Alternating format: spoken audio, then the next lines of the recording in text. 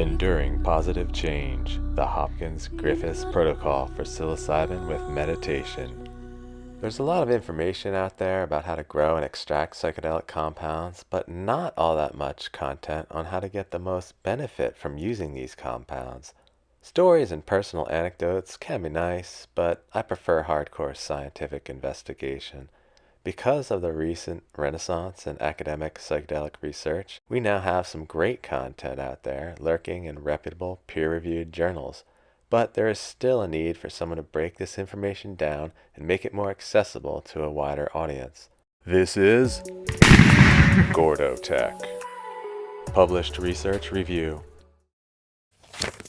The paper I'm reviewing here is called Psilocybin-occasioned Mystical Type Experience in Combination with Meditation and Other Spiritual Practices Produces Enduring Positive Changes in Psychological Functioning and in Trait Measures of Pro-Social Attitudes and Behaviors. This was published in the Journal of Psychopharmacology in 2017. The authors were Griffiths, Johnson, Richards, Jesse, McLean, Barrett, Casimano, and Kleindienst.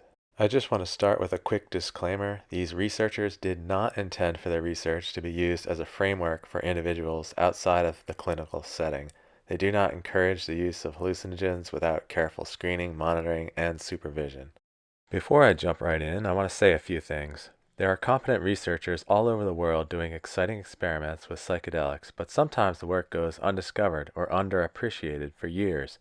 One goal of mine is to review every published study on psychedelics that I can find and bring attention to the ones that deserve it. Humans have the capacity for extraordinary experiences, and my channel exists to make these more accessible. You may have seen in your own life or from friends that have tried psychedelics that there is an afterglow period, sometimes accompanied by excitement and brief change, but this is usually followed by a quick return to baseline. In other words, not a whole lot of enduring benefit. This study showed that enduring benefits are possible and that the more support you get, the better the results. Hopefully I can be your conduit for support that leads to not just extraordinary experiences, but to enduring benefits as well. I am going to describe to you in great detail exactly how to achieve the positive results documented by the Hopkins research team. I want to personally thank the Hopkins team and Dr. Griffiths. They have produced a small gift to the world that is herein revealed to all. Pass it along to anyone you feel could use this knowledge for good.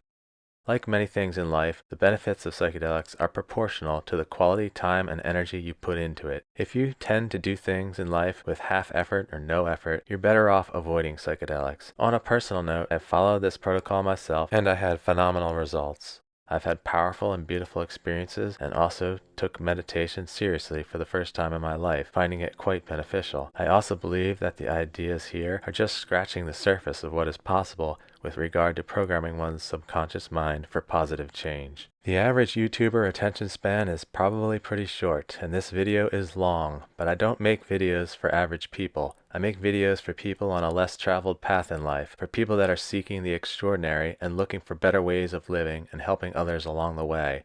This may be the most important video I've made so far. It is probably the most detailed guide on YouTube for preparing for and increasing your chances of having a complete mystical experience. I emphasize the highest levels of safety, and everything is based only on science, double-blind, placebo-controlled studies published in reputable, peer-reviewed journals. Anyone can make videos about growing or extracting psychedelic compounds, but learning how to use them is next level.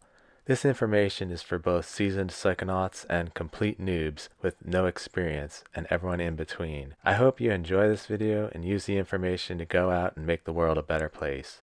Before I dig into this paper more, let's review a little background information. So, where did this idea of combining a spiritual practice with psychedelics even come from, and why can't psychedelics themselves be considered a spiritual practice? Here's respected author and professor Roger Walsh explaining it. So I interviewed a number of spiritual teachers who had themselves used psychedelics, and there was a remarkable consistency to their thinking about this. All of them agreed that psychedelics could be valuable as part of a spiritual practice, but all of them, every single one, emphasized that psychedelics by themselves were a problematic spiritual practice. That is, they felt that they were too powerful and too unpredictable to be recommended as a primary spiritual practice. However, when integrated with a spiritual practice, all of them agreed they had remarkable potential, and all of them agreed that the key was a judicious use with spiritual practice before and after the use of the psychedelics. So with that in mind, here's Johns Hopkins researcher and professor Dr. Roland Griffiths describing the study. We've gotten involved in this intersection between meditation and psilocybin. And so we're doing what I think of as a very interesting study right now, in which we're recruiting in healthy volunteers who neither have an established meditation practice and they have limited use of classic hallucinogens. And we're encouraging them to take up a meditation practice. We ask them to do meditation daily for 6 months. And over the course of that 6 months, they have 2 or 3 psilocybin sessions. And so we're very interested in this intersection between the mindfulness that's cultivated by sitting meditation practice and the exploration of mind, very different, that occurs with high-dose psilocybin. There's no single thing you can do to produce mystical experiences. Meditation or fasting can increase the probability of those experiences, but not in a high enough percentage of people to actually study it prospectively. So most of what we know about these experiences have been retrospective reports. What the work with psilocybin opens up is that the finding is that most people exposed under these conditions have this kind of experience. And what that means now is that we can do prospective scientific studies of that phenomena for the first time. And so it really opens up our ability to explore scientifically and rigorously the nature of those experiences. So getting back to the paper, let's just go through this abstract so we have a better idea of what the study did and what the results were. Psilocybin can occasion mystical type experiences, and just as an aside, we will define that later, with participant attributed increases in well-being. However, little research has examined enduring changes in traits. This study administered psilocybin to participants who undertook a program of meditation/spiritual practices. Healthy participants were randomized into 3 groups of 25 each. There was a very low dose group, which was basically a placebo. They got a 0.1 gram dry cubensis equivalent microdose with moderate level standard support for spiritual practice. There was a high dose group, which also had standard support. This group was at first given a 2 gram dry cubensis equivalent dose, and then a month later they were given a 3 gram dry cubensis equivalent dose. And finally, there was a high dose group which also had a high level of support for spiritual practice, which I will describe in more detail later. I will talk about the dosages in more detail later. Don't get fixated on these numbers. In the actual study, they used synthetic psilocybin, not mushrooms, so the dried cubensis equivalent is just a very loose estimate, and my figure basically represents a minimum number. The actual dried mushroom equivalent could be considerably higher to elicit the desired results. In the study, they used 1 milligram psilocybin per 70 kilograms of body weight for the control and 20 milligrams per 70 kilograms body weight for high dose 1 and 30 milligrams per 70 kilogram body weight for high dose 2. Psilocybin was administered double-blind, and instructions to participants and staff minimized expectancy confounds. Psilocybin was administered 1 and 2 months after spiritual practice initiation. Okay, so what were the findings of this research? Compared to the low-dose group, both high-dose groups experienced longer-lasting and more pronounced change after 6 months compared with the low-dose group. Both high-dose groups showed large, significant positive changes related to closer relationships with other people, gratitude, life meaning, purpose, forgiveness, death transcendence, daily spiritual experiences, and religious faith and coping.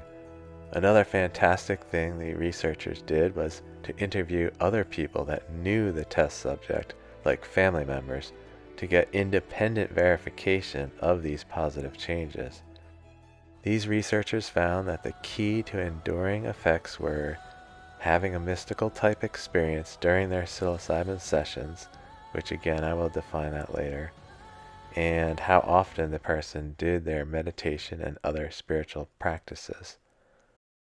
This research showed that psilocybin combined with spiritual practices can produce enduring positive changes, pro-social attitudes and behavior, and healthy psychological functioning.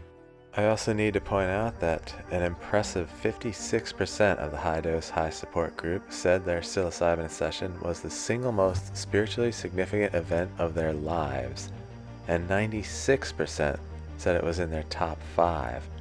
They put this up there with things like the birth of a child or death of a parent.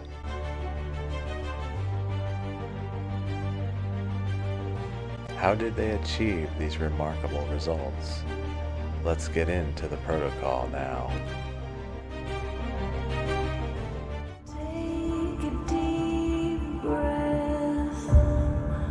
All participants were encouraged to engage in a specific program of meditation and other spiritual practices. This was the cornerstone of the study. Remember that they documented a synergistic relationship between a specific type of spiritual practice and psilocybin. Spiritual practice alone did not achieve these results, nor does psilocybin alone. The researchers excluded volunteers who already had a meditation practice. They wanted to start with a clean slate. They also excluded volunteers with significant experience with psychedelics. So this group of participants were not meditators, nor were they psychedelic users. You may be wondering, is this protocol applicable to people who have already used psychedelics or who already have a meditation or spiritual practice? The answer is yes, but I would strongly suggest that you use the exact program they recommended, which I will describe in detail. Each participant was given 3 things. They were given a simple 1-page outline of spiritual practice suggestions. I will put a link to this document in the video description. The 3 main components that the Hopkins team decided to highlight were daily meditation, daily awareness practice, and daily journaling. Each participant was given a blank notebook for daily journaling. They were asked to write down just 2 or 3 sentences each day or a few times per week, covering self-reflective insights, benefits, and challenges of spiritual practice in daily life. And finally, every participant was given a copy of the book Passage Meditation by Eknath Easwaran. This book was used as the primary teaching resource because its approach is easily understood and not specific to any particular religious worldview. The program has also been studied and shown to produce increases in measures of spirituality, well-being, self-efficacy, and health outcomes. References to this are in the paper. The research team included guides that met with each person numerous times to ask about, encourage, and offer instructions in the participants' implementation of the spiritual practice suggestions. So the Hopkins team really made sure everyone was participating and doing their part with the spiritual practice and meditation. I also want to point out that this book has undergone several revisions, and even the title of the book has changed over the years. So if you look at the research paper, you might notice that it had a different title in the version they were using. But I've actually purchased the latest version and the older version and compared them, and there's only very minor differences between the two. The latest version is the one I would recommend. They basically just added some question and answer sections at the end and added a little bit more clarification to some things. I will put a link to the book in the video description. It's really inexpensive and well worth it. The book's author, Eknath Easwaran, was somewhat of a pioneer in the meditation world. In 1968, he developed the very first accredited course on meditation in the United States. He taught at the University of California, Berkeley. It is more than just a beginner's guide to meditation. It's a framework for a spiritual practice with everyday life application. I want to read to you one relevant quote from Eknath Easwaran. The principle of meditation is simple. You are what you think. By meditating on words that embody your highest ideals, you drive them deep into your consciousness. There they take root and begin to create wonderful changes in your life, changes you have wanted to make but have not known how to bring about. When I talk about meditation, I'm referring to a specific interior discipline which is found in every major religion, though called by different names. This interior discipline is not a relaxation technique. It requires strenuous effort. It does dissolve tension, but in general, especially at the beginning, meditation is work, and if you expect to find it easygoing, you'll be disappointed. Meditation in this sense is not a disciplined reflection on a spiritual theme. Focused reflection can yield valuable insights, but for the vast majority of us, reflection is an activity on the surface level of the mind. To transform personality, we need to go much, much deeper. We need a way to get eventually into the unconscious itself, where our deepest desires arise, and make changes there. So what is meditation? It is the regular, systematic training of attention to turn inward and dwell continuously on a single focus within consciousness until, after many years of daily practice, we become so absorbed in the object of our contemplation that while we are meditating, we forget ourselves completely. In that moment, when we are empty of ourselves, we are utterly full of what we are dwelling on. This is the central principle of meditation. We become what we meditate on. Okay, so that is the big picture with regard to meditation. Meditation lays the groundwork, but instead of this process taking years, as Eknath refers to, with the help of psilocybin, the transformation can happen much faster, and that is the real gem that has been discovered at the heart of this Hopkins study. Unfortunately, Eswaran died in 1999, but during his lifetime he founded the Blue Mountain Center for Meditation, and they continue to teach his content through both online and in-person courses. So if you aren't a book reader, you might want to try that. I'll put a link to their site in the video description. Their online courses are pay what seems right for you, so that could be a great option for some people. They also have some very detailed YouTube videos which describe the content of the book, which I will also link to in the video description. Here's a clip that gives a basic introduction to passage meditation. So here's our outline for the next hour. We'll basically ask the question and try and answer what is passage meditation.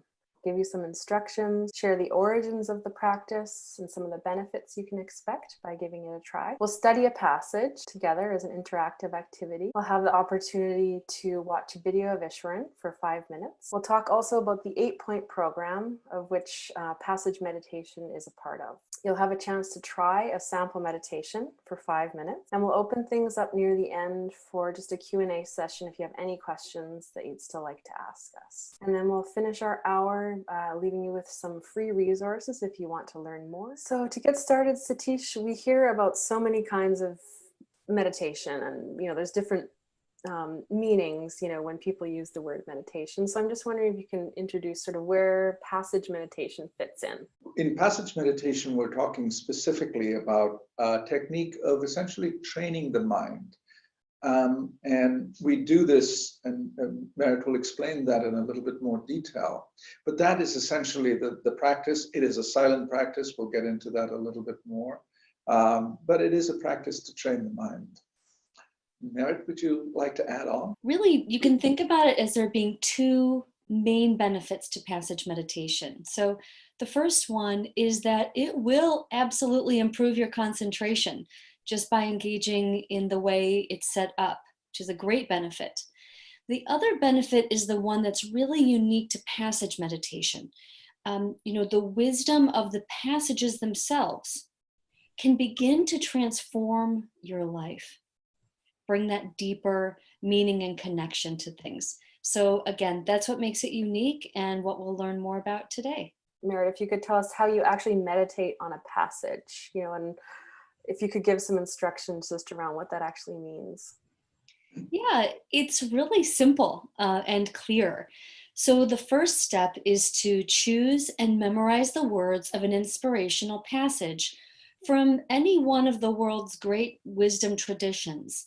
So if you're kind of wondering what we mean, it could be something like the 23rd Psalm from the Bible, or the teachings of the Buddha, or maybe something from the Bhagavad Gita. So again, it's a wide range of passages that you could choose to memorize.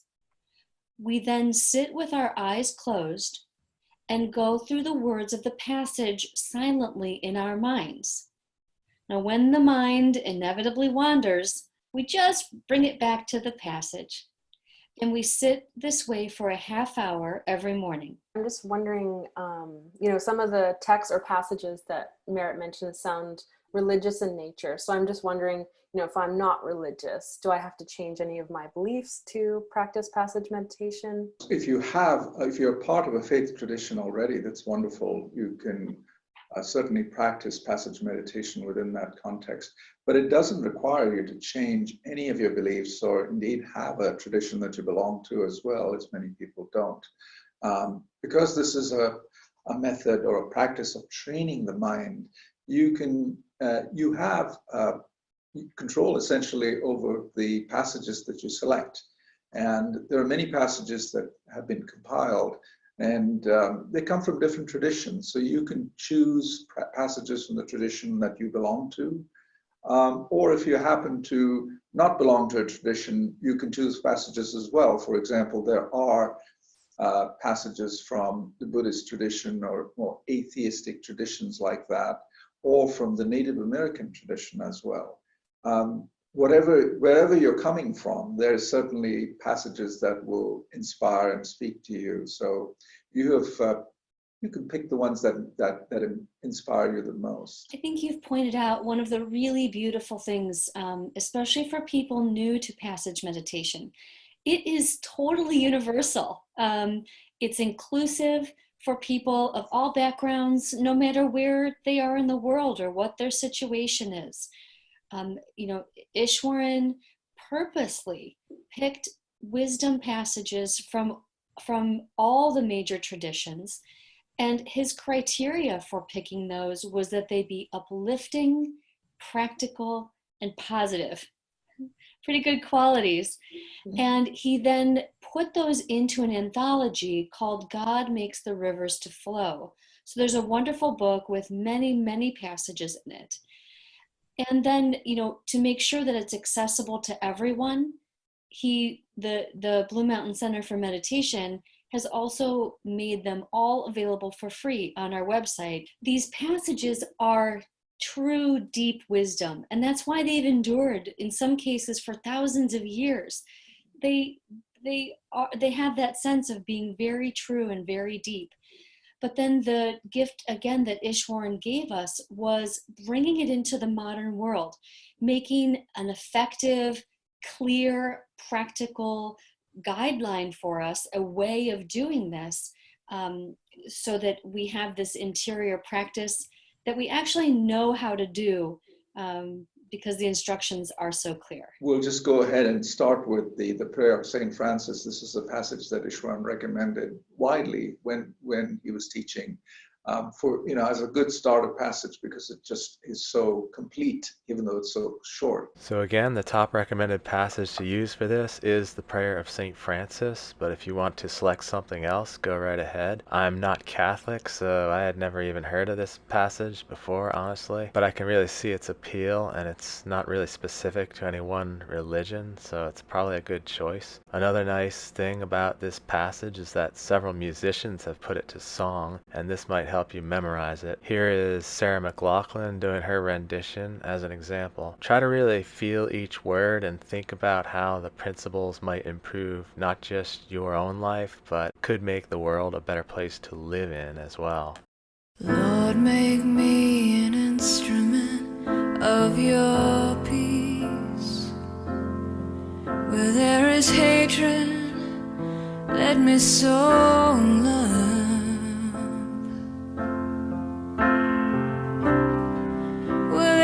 Injury, where there is doubt, faith, where there is despair,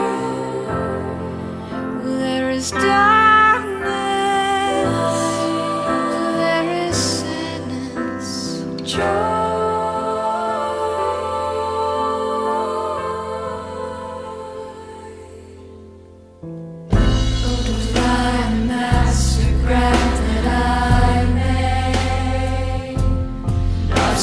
seek to be consoled as you console, to be understood as to understand, to be loved as to love. For it's in giving that we receive,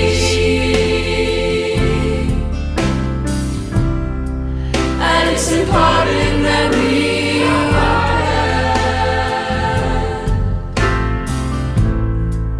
and it's in dying that we are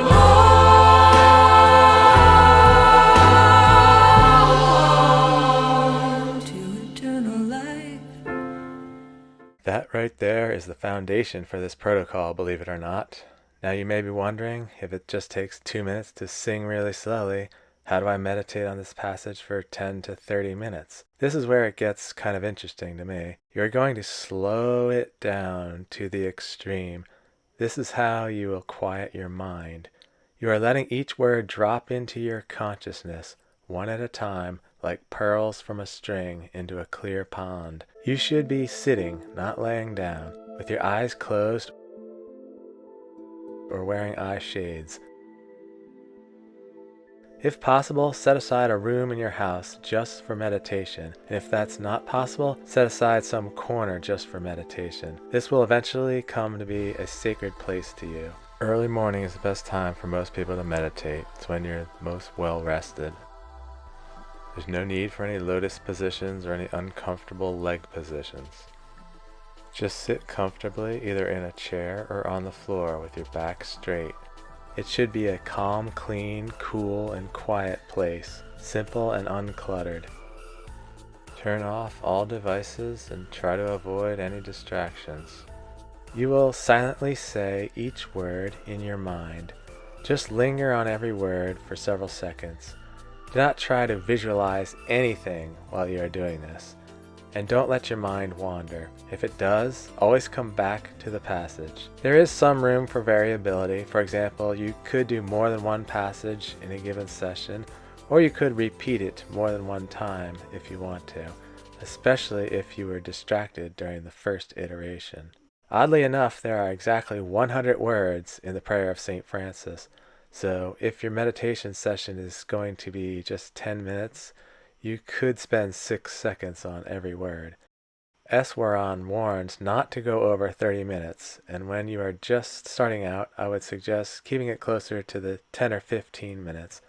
Many people don't know this, but meditation is likely as risky as psychedelics when it comes to the potential to trigger psychosis. It's not common, but if you search, you will find many such reports. So to minimize risk of negative effects, keep your sessions at between 10 and 30 minutes daily. And if you do happen to notice any signs of psychological problems while meditating, I would strongly suggest you avoid taking psychedelics. So we've covered passage meditation in quite a bit of detail. Here's a brief overview of the rest of the 8-point program. Keep in mind that the Hopkins team really only emphasized doing the passage meditation, repeating a mantra, and single-pointed attention. So this is points 1, 2, and 4. Number 2, repetition of a mantram. Silent repetition of a sacred name or phrase with the power to transform consciousness. Practice whenever possible, day or night. Number 3, slowing down. Setting priorities and reducing the tension caused by hurry. Number 4, one-pointed attention. Giving full concentration to the matter at hand. Number 5, training the senses. Overcoming conditioned habits and learning to enjoy what is beneficial. Number 6, putting others first. Gaining freedom from selfishness and separateness. Finding joy in helping others. Number 7, spiritual fellowship. Spending time regularly with passage meditators for inspiration and support. Number 8, spiritual reading. Drawing inspiration from writings by and about spiritual figures and the scriptures of all religions. Clearly, we're sharing a lot of information here with you, and our focus this morning is point number 1, which is meditating on a passage. But you can see that this is a complete program that you can incorporate into your lives every day. And indeed, people who are practicing this program strive to do that in one way or another. And one of the things that you recognize if you reflect on this when you get a chance is that this is what we do when we're at our best anyway. And what we're trying to do with this program, anchored in meditation, of course, is to do this more intentionally, more consciously during the day. So at this point, we have covered the spiritual practice portion of the Hopkins Protocol. Each participant was instructed to continue this daily practice for 1 full month before receiving any dose of psilocybin. Each participant also met several times with a guide from the Hopkins team, which served several purposes, mainly to build up a trust relationship so the person felt comfortable around the guide on the psilocybin day. But also these meetings were a chance to have accountability, follow-up, and further instruction around the spiritual practice. I hope by this point you can see the value of meditation, especially with regard to the psilocybin experience. This is a beautiful way to prepare the mind for a psilocybin experience. You gain the skill of clearing the mind and focusing within. Gain mental abilities like observing and dismissing content from the mind. The subconscious mind is primed with positive messages and desires. Intent for the psilocybin session becomes solidly established in the mind through repetition, paving the way for beneficial neural development during the session. I don't want to veer off on a tangent, but I will include in the video description some scientific references to neuroplasticity and psychedelics. There has been some pretty interesting research in this area with encouraging results. Researchers have even observed psychedelics producing significant increases in dendritic spines which connect neurons, which I think is pretty fascinating.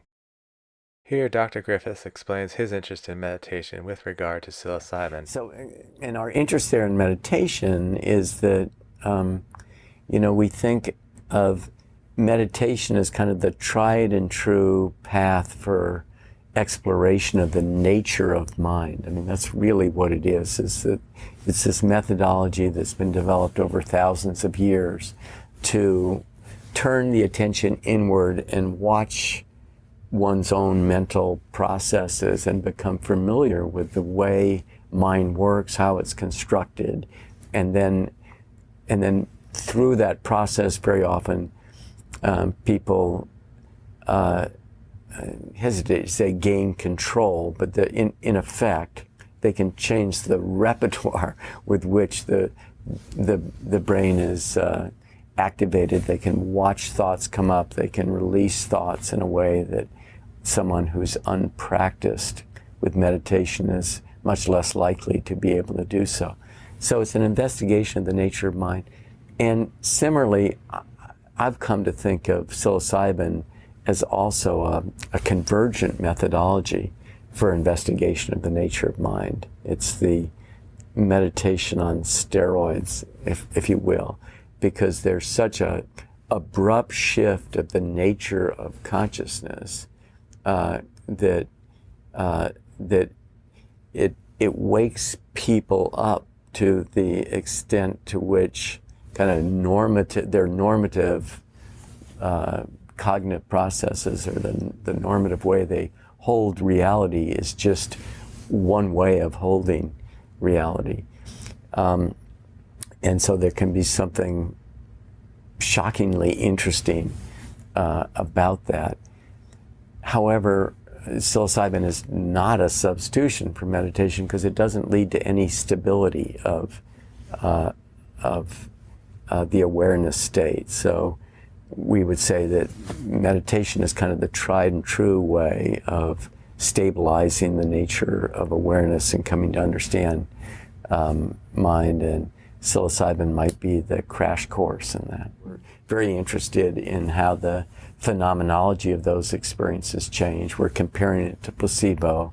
We're looking at pre and post neuroimaging to see, looking for brain changes, and preliminarily we're seeing day after changes, which is exciting and gets to this whole issue of neuroplasticity.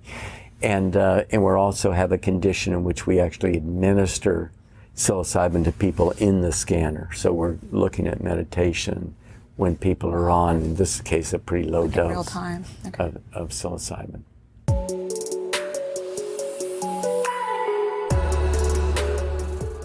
So now it's time to talk about how they conducted the psilocybin sessions. As mentioned, the first step was to build up a rapport between participants and their session guides so everyone felt comfortable.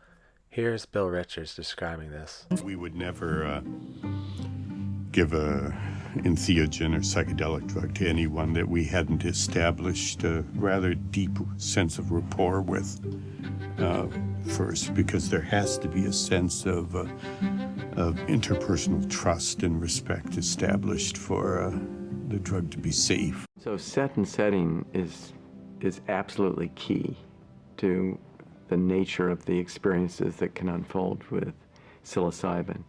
In our case, all our volunteers are very carefully screened.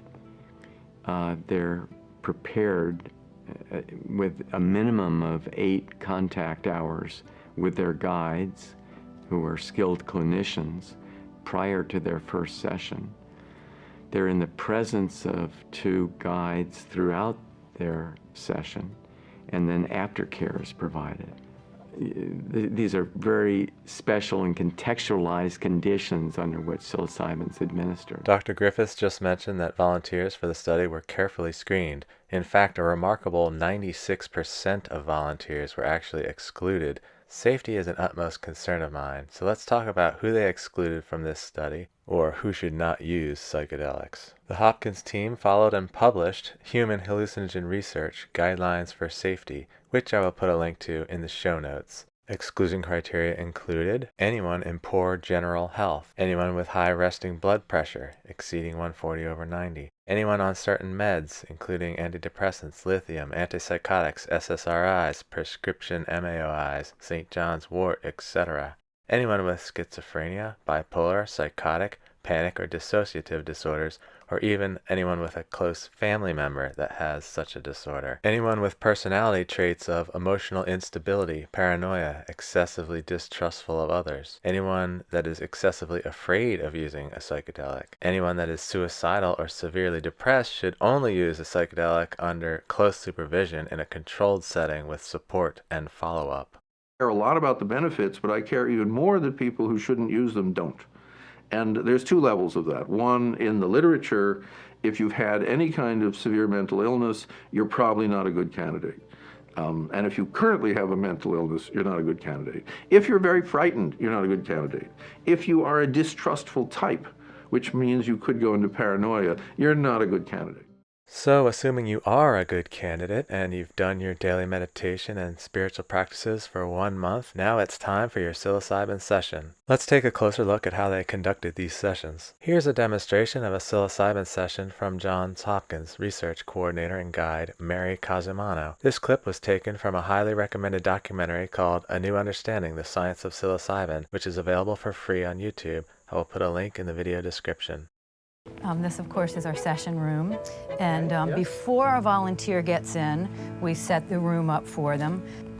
Before the onset of the drug is usually between 20 and 60 minutes, so we often look through an art book or a nature book to get your mind out of your intelligence and thinking.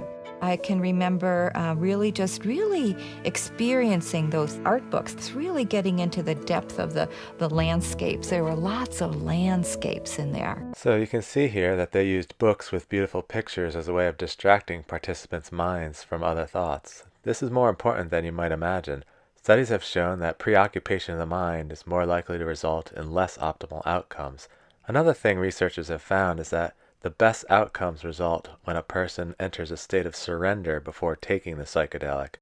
In the paper shown here, Replication and Extension of a Model Predicting Response to Psilocybin, researchers found that the mental state of surrender led to mystical experiences, while preoccupation of the mind is associated with adverse experiences. These researchers describe the state of surrender as a complete, willful release of one's goals, constructs, habits, preferences, and even one's identity, to mold to whatever would emerge in the psilocybin session. But in more practical terms, what does that mean? I would suggest that before you take the psychedelic, have a little quiet moment. If you are the praying type, then turn this into a prayer. You should say either out loud or in your mind that you are choosing to take this psychedelic on your own free will. You are not doing it for anyone else, and that you are open to experiencing anything that unfolds, and that you will float gently down the river with the experience without struggling or resisting. Remind yourself that you are doing this for a reason, that you are eager to have a beautiful,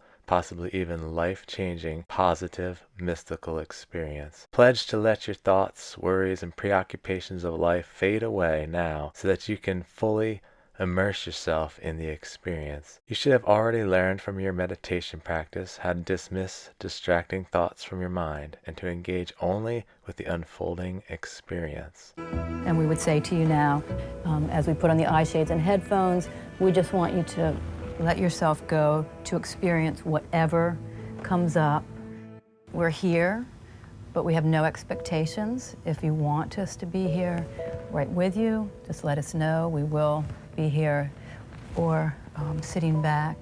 I just want to pause for a moment to point a few things out here as she puts those headphones on. First, you want a pleasant, peaceful environment with no distractions. You should be laying down and wearing comfortable eye shades for this experience, just like they show here. This helps you to focus within, which is critically important. This is meant to be an internal experience. And even though she doesn't mention it here, the Hopkins team uses a very intentional, specific music program for their sessions. This is not optional, it is required, and participants cannot bring their own music. So I want to encourage you to use the Hopkins trip music too if you're going to follow this protocol, because the music is specifically designed to help induce a mystical experience, and it is very effective. This music program is also considered by the researchers to promote safety by helping participants to focus within, by providing structure for the mind, and by reducing outside distractions. I spent weeks tracking down the complete Hopkins playlist, talking to the Hopkins researchers, and editing and mixing that soundtrack so that it follows the recommended timings between stages of the experience. I have already made this music program available for free on YouTube. However, it must be downloaded for offline use and to prevent ad disruptions. I provide these chip track downloads to anyone who joins me on Patreon. I will put a link to that in the video description, as well as a link to some really comfortable eye shades that I like. And I am going to hold your hand. Because oftentimes when you're just, and I would have taken your watch off because we want to let go of all time, space. Besides not wearing a watch and turning off phones and notifications, etc., I would suggest that outside of a research lab, do what makes you most comfortable. Many people, myself included, do not like to wear any clothing while tripping. You don't want to feel encumbered by anything, and skin-on-skin touch can be amazing during the experience. And if you have to go to the bathroom, it's also easier with limited clothing. But if you are with anyone else, it may be a good idea to at least cover up a little bit. And so we often start with just putting a hold on you, just to let you know that we're here. Sometimes as you're beginning to feel the effect and go further and deeper, it helps to have connection here. Throughout the session, there's different times if it seems like you're going through something, or if you want to share, or if a piece is over, just different times we check in. So we'll often then just put our hands on your shoulder and just say, Robert, is there anything you'd like to share? So then basically at the end of the day, you'll talk with, you've talked with your guides throughout, but then we'll just kind of check in a little bit and relax and then see how you're doing. And then you have a set of questionnaires to do. And you may feel very emotional throughout the evening because of things that have happened and can continue to just rise up. And that's very normal, nothing to be concerned about. And we give you our card. You're welcome to call us anytime. And then we send you home with your rose and ask you to write a report. You do always come in the next day because we want to be meeting with you and see how you're doing. And the reason we ask you to write a report is not just for us, but really for you to capture what happened in your day before you talk about it with us. I want to emphasize this point. It's a very good idea to write down as much about your experience as you can remember as soon after the experience as possible. This will help you remember important details. You can even revisit some of the places you went during the trip. This will assist you with the integration of the experience into everyday life later on. You will be able to refer back to your notes and think about what your subconscious mind was trying to communicate during the session. Sometimes it will be obvious: relationships, loved ones, unresolved conflicts, your own mortality, sources of pain or depression are all common themes you may identify. I will create a separate video about integration. The goal of the psilocybin session is to produce beneficial change, and this happens to coincide with having a classic mystical experience. Here's a description of this altered state. What one is left with is the memory of the experience, and then one can talk about that, but it's impossible to convey what that experience is like in words. And it's not the same for everybody. For me, it was a deep mystical experience, and it's as though the boundaries between self and other were completely dissolved. You feel at one with everything, and the self is no longer a separate entity. I recognize that truth takes many different forms of expression, but that in some way all the traditions are pointing at a deep underlying reality. The deepest insights sound like cliches, that the truth makes you free, and that God is love, and that love is at the heart of the universe. It was as though the doors of perception were not only cleansed, but they disappeared altogether, and there was a noetic quality to it. They induce a variety of very dramatic experiences, deep emotional releases, deep archetypal imagery, and have the capacity to unveil aspects of mind which most of the time are hidden and inaccessible to us. It meets all the criteria for a classic mystical experience. There's a sense of the interconnectedness of all things, a sense of sacredness or reverence, this noetic sense that is more real, more true than everyday waking consciousness, transcendence of time and space, heart opening, sense of gratitude, peace, love, and then this sense of the ineffability. These experiences are so difficult to put into words. Let's talk more about the dosages used in this study. In the first session, they used 20 milligrams per 70 kilogram body weight, followed a month later by a second session using 30 milligrams per 70 kilograms. In a previous study, the researchers found that by starting with a lower dose before moving to a higher dose, participants had better long-term persisting positive changes, so I would highly recommend this approach. Here's a related quote from Dr. Griffiths. "We seem to have found levels of the substance and particular conditions for its use that give a high probability of a profound and beneficial experience, a low enough probability of psychological struggle, and very little risk of any actual harm." It's worth noting that at the 20 milligram dose, there were almost no reports of extreme negative emotions like fear and anxiety. But at the 30 milligram dose, this increased to 39% of participants, showing at least some periods of high fear and anxiety. But despite this, those participants rated the experience overall very positively. So just be aware that it's not uncommon to feel some fear and anxiety on higher doses, but that it will pass and does not tend to ruin the experience. This is also where it's beneficial to have someone watching over you, to comfort you if you are distressed, to hold your hand or arm or offer encouragement, and to make sure you don't do anything to put yourself or others in danger. Note that the dose is adjusted for body weight. For example, if you weigh 190 pounds, which is 86 kilograms, you'd multiply the dose by 86 divided by 70, or 1.23. I would suggest some common sense limits here. You probably should not increase the dose by more than 30%. So now the big question is, how do you convert those pure synthetic psilocybin numbers into dry mushroom equivalent doses? To do that, you need to guess how much psilocybin is in the mushrooms you have. This is easier said than done. There are two main options. The first option is to estimate your dosage based on species and published research. When you really dig into the published research on this subject, you will find that active alkaloid content varies wildly from sample to sample. It gets worse though. Two mushrooms grown in the same substrate right next to each other can have very different alkaloid content. and even a stem and a cap from the same mushroom can have up to a 3-fold variation in alkaloid content. Furthermore, the way the mushrooms were dried makes a difference. Rapid drying with modest heat immediately after harvest preserves them well. Freeze drying them is even better. Also, how the mushrooms are stored and how old they are makes a difference. They will lose potency over time. My recommendation is to always blend your dried mushrooms into a powder.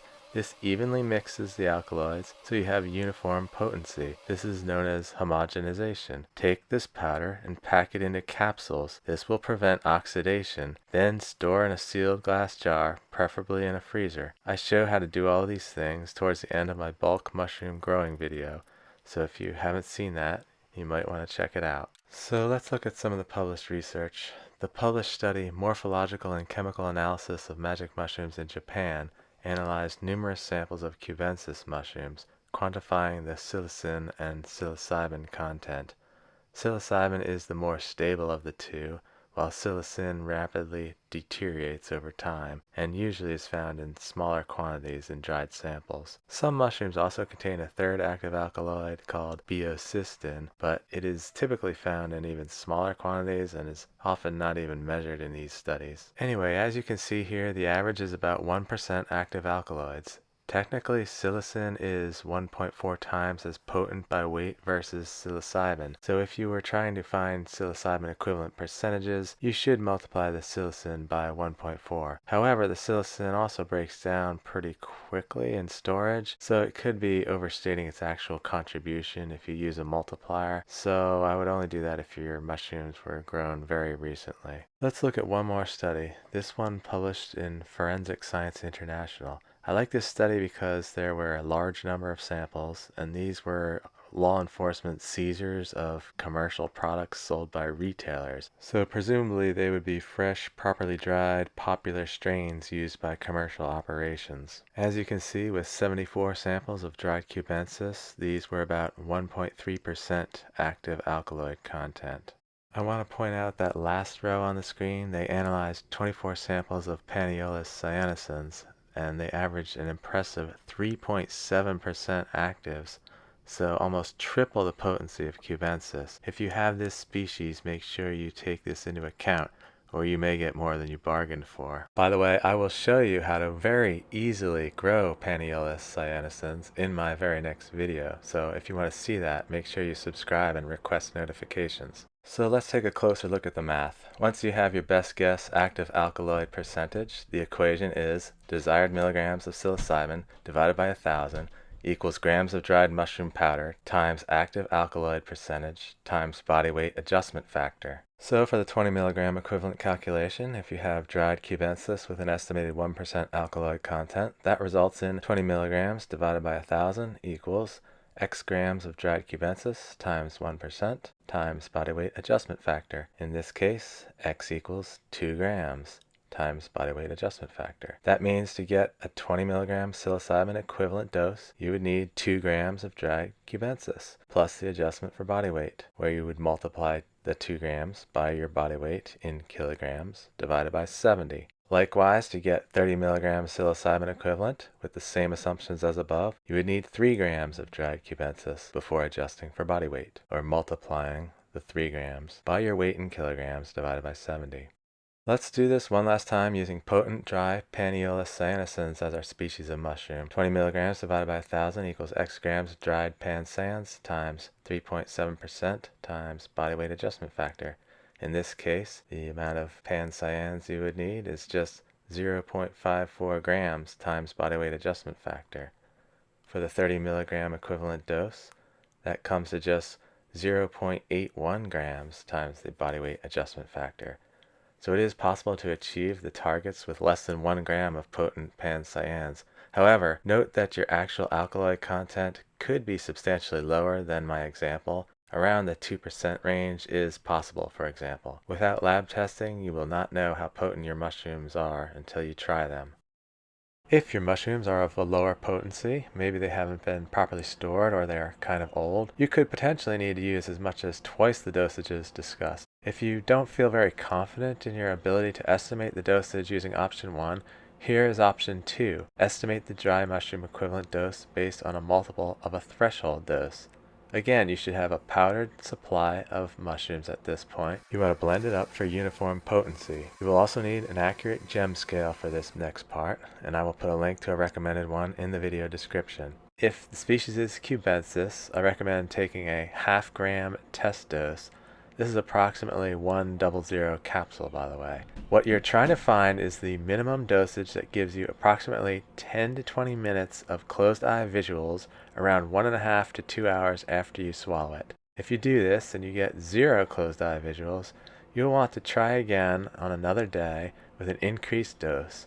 You might try 0.75 grams or even 1 gram. If the 0.5 gram dose gives you more than 30 minutes of closed eye visuals, then you should try a lower dose, maybe 0.4 or 0.3 grams. When you find the small dose that gives you between 10 and 20 minutes of light closed eye visuals, multiply that number by 4 to get your estimated high dose 1 value, and multiply by 6 to get your high dose 2 equivalent dose. This is just a general rule of thumb.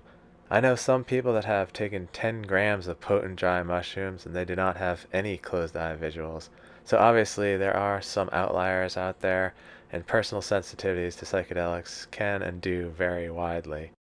Note that fresh mushrooms are more potent. Based on published research, they are approximately 30% more potent than dried mushrooms. But since you can't homogenize fresh mushrooms very easily, I don't recommend you use them, as you will have no idea what dosage you are actually getting.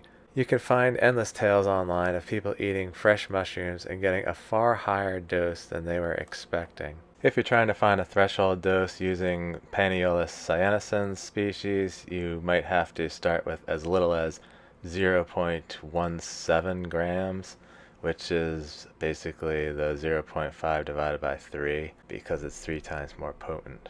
How do you know if you've reached the goal? This is actually where it gets pretty easy, thankfully.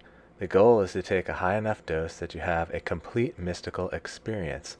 Participants in the study were required to take a specific mystical experience questionnaire called MEQ30 7 hours after they ingested the psilocybin, so they could not even go home until they took this questionnaire. I will put a link to the questionnaire in the video description so you can also take it. The 4 sections or factors are mystical, positive mood, transcendence of time and space, and ineffability. I'll put some links in the video description if you want to know more about the origins of this questionnaire also, and how it was scientifically validated. If you score a 60% or higher out of the possible highest score in each of the 4 sections of the questionnaire, then you had a complete mystical experience, and you've reached the goal. If you did not have a complete mystical experience, you may choose to increase your dosage and try again 1 month later. Scores on this questionnaire have been shown to be dose dependent, as shown in the slide from Dr. Griffiths. So with each incremental dose increase, you would normally expect to see an increase in the MEQ30 score. There is no need to increase your dose once you have had a complete mystical experience, as the benefits are limited and adverse reactions increase with dose as well. Here's one participant describing her experience. She illustrates the idea that there's deep wisdom and power within our own subconscious minds, and the content that comes up is often better than anything you could have planned. Many people say these sessions are better than years of therapy. Some will even say their session was the most important event of their entire life. This clip comes from the documentary A New Understanding, The Science of Psilocybin. I highly recommend it, and I will put a link to it in the video description. Intense colors and geometric shapes, shimmering and glowing, and the sense of being totally in the colors. Not only just seeing the colors, but being in the colors. I said, oh, this is different. Yes, this is totally different. I did have one intent. I said, if I'm going to go through all of this and have a mystical experience, I want to see the divine. Now, Bill joked with me about that, but I was very clear. I remember saying to him, I said, look, I'm not doing all this and not getting, this is my only chance. It was like like you're at the top of a roller coaster and you're about to go down. And I remember kind of inside myself saying, whoa, I'm taking my mind with me. I don't know where I'm going, but I'm taking my mind with me. It is not leaving me. It is staying. I like my mind. It is coming with me. My thoughts and my mind are going with me. And I felt okay, and off I went. I re-experienced my father's death. I was transported back to that time, and I just grieved my father's death, which I don't think I really did at the time.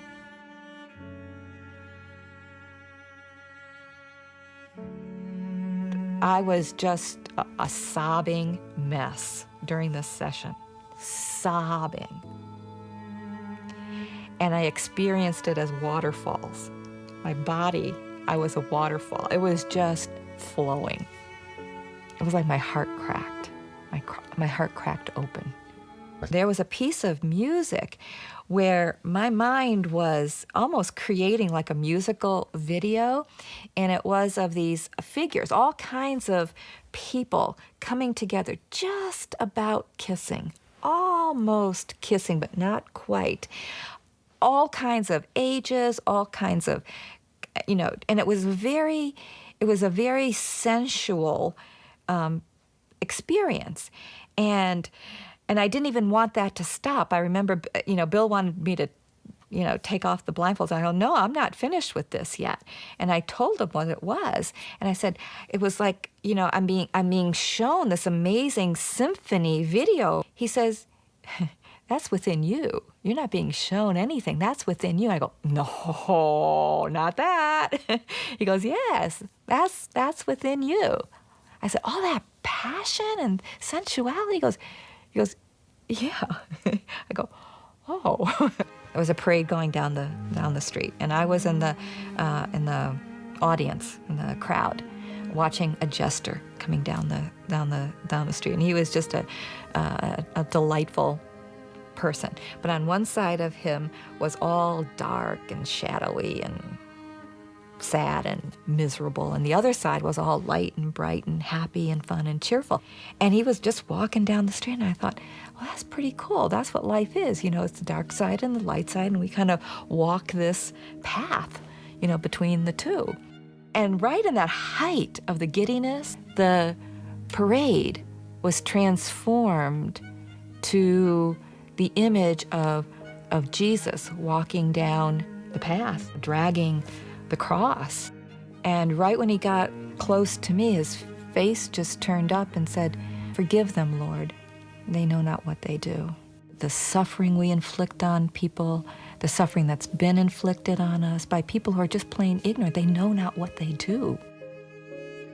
And I think that piece has probably done the most to have me stay connected and be with people and not judge. When we were about 3/4 of the way through, I was asking myself, what is this?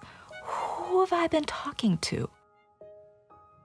Who's been showing me this? And I started asking out loud. I said, who are you? And nothing came except my breath. I could hear, sense my breath. My breath and the wind. My breath and the breath of God. That's it. That's it. That's it. My breath and the wind and the breath of God, they're all one. That's it.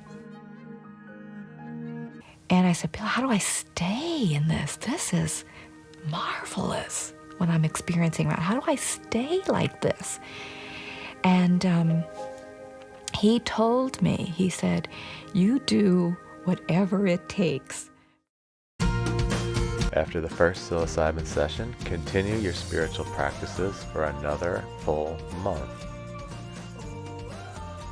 before doing a second psilocybin session with an increased dosage, followed by 4 more months of continued daily spiritual practices. And that is the end of the protocol. Now let's go over some frequently asked questions. In most cases, your psilocybin experience will be very positive and uplifting, especially with proper preparation of the mind and a humble surrender to the experience. But what should you do if something scary shows up? The biggest potential danger of these drugs is an adverse psychological event, whether it's a late-term bad trip or paranoia. Key that we go over with them the potential negative things that could happen, and to rehearse ahead of time. What happens if you have some fearful experience? You're having an image of something that's fearful or scary. What do you do? Bill Richards helped train us, and his big thing when that happens is go towards the fearful thing. You know, search for the fearful thing, say hello to it, make friends with it, you know, go through it. And there can be something therapeutic about dealing with something that's scary, confronting it, being with it, and realizing it may be not so scary as one imagined, and then sort of being able to kind of pass through that. Bill Richards is completely right about this. When you run from a monster, what happens? It chases you, and that's no good for anyone. It may surprise some people to know how much influence you can have on the content of your experience. You can flip something scary by loving it and giving it empathy. One technique is to prepare in advance to be overjoyed when you see something scary. When you really feel that emotion of joy, that alone can flip something from negative to positive. So it's always a good idea to move towards these things and find out what you can learn from them. It will often lead to healing, and the entity actually represents something from your subconscious mind. How long does a psilocybin session last? From start to finish, it can be about 5 to 6 hours. The effects may take 45 minutes to begin. The peak of the experience generally happens between hour 2 and 3. There is a slow build-up, peak, then slow come down. Very strong visuals may only last for a couple of hours on the lower end doses. It's a good idea not to start too late. You don't want to be tripping in the middle of the night when you should be sleeping and recovering. Hopkins Study participants are told to eat a low-fat meal before arriving at 8:15 a.m. So it's perfectly fine to begin a session in the morning or early afternoon. Can you end it sooner? If you followed my suggestions for preparing for the session and you self-screened to ensure you are a good candidate, then there should be no need to try to end the session early. In the Hopkins trials, reassurances and comfort from the guides were all that was needed to help anyone that was having a hard time. There were no serious adverse psychological events at all. So if you have someone with you, just instruct them to give you comfort and reassurances that you are doing well and that the experience is going to be of great value. If things are challenging, know that it will improve. Breathe deeply and do your best to relax. The period of distress is likely to pass quickly, and the anxiety will slowly fade into something positive. Try to enjoy and engage with the music. Remember to give in and go with the flow of the experience. That said, I want to note that the Hopkins researchers were prepared to administer prescription medications if someone did completely freak out. Thankfully, that never happened, but their safety guidelines call for a 10 milligram oral dose of diazepam as needed. So if your guide has such medications, that's great, but they should only be used as a last resort. Challenging moments are learning opportunities. What if I want to use different music? Try the Hopkins music first, then you will understand what it's supposed to do. That way you will be more likely to find the right type of music to create a mystical experience. You may also want to try my Gordotech Trip Track 1 after you've tried the Hopkins track. Remember that you should never stream these from YouTube because they will insert advertisements which would ruin the experience. Figure out how to download them or hit me up on Patreon and I will give you the download links. In the Hopkins studies, they use the same music for every session. Is there a simplified version of the protocol I can try? When it comes to profound, possibly even life-changing events, maybe taking shortcuts is not the best idea. That said, I would suggest, at a minimum, memorize an inspirational passage and do 10 minutes of meditation a day, simply reciting that passage slowly in your mind. Learn to focus within, to dismiss distractions, and to allow your subconscious mind to absorb the passage. After you've been doing this successfully for at least 2 weeks, you can proceed with a psilocybin session. Lay down, use Eyeshades, and use the Hopkins soundtrack. After the trip, write down as much of it as you can remember to help with the integration phase. Optionally, take the Mystical Experiences Questionnaire to confirm if you had a complete mystical experience. If you did not, decide if you would like to try again with a higher dose at least 2 weeks later. Note that I will put out a free written out version of the protocol in the video description. How robust are these research findings? Maybe you are skeptical, and that's great. Personally, I tend to question everything. As far as sample size goes, a 75-person study is not huge, but then again, for a study with psychedelics, that is actually quite a large sample. And the results showed a very strong effect. Results were clearly better for those that put in the time to do the meditation and spiritual practice component. One thing they probably should have done would have been to use a low-dose control group that also had strong support for spiritual practices. This might have made the spiritual practices alone look a bit better, but this still would not have produced significant numbers of mystical experiences, which was shown to be a key contributor in the most successful long-term outcomes. Additionally, these study results have been independently reproduced by an entirely different research team in Europe. I will put a link to that in the video description if you want to look into it further. But let's pretend for a moment that the enduring change aspect of the results ends up being discredited at some future point in time. You are still left with a very detailed protocol for safely using psilocybin and other hallucinogens to elicit profound experiences, including complete mystical experiences. These experiences have been rated as among the most important events in many people's lives, so I would submit to you that for the experience alone, these substances have extraordinary value, as does the protocol documented here. Can I achieve a mystical experience with psilocybin alone? Yes, you certainly can, and in fact, even these very same researchers have documented that in prior studies. This protocol, however, has several important advantages and may increase safety and reduce adverse reactions. In the very least, the meditation practice helps prepare the mind for a psychedelic experience. It trains a person to focus within, which has been shown to be important. It may help a person to enter a mental state of submission before the experience, since they are doing this during their daily meditation sessions.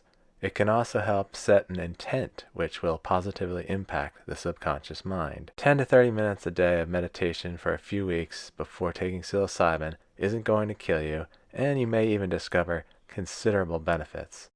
Can I achieve a mystical experience with meditation alone? Meditation alone rarely produces true, complete mystical type experiences, which seems to be of key importance for the enduring benefits. But if you want to explore these things, I say go for it.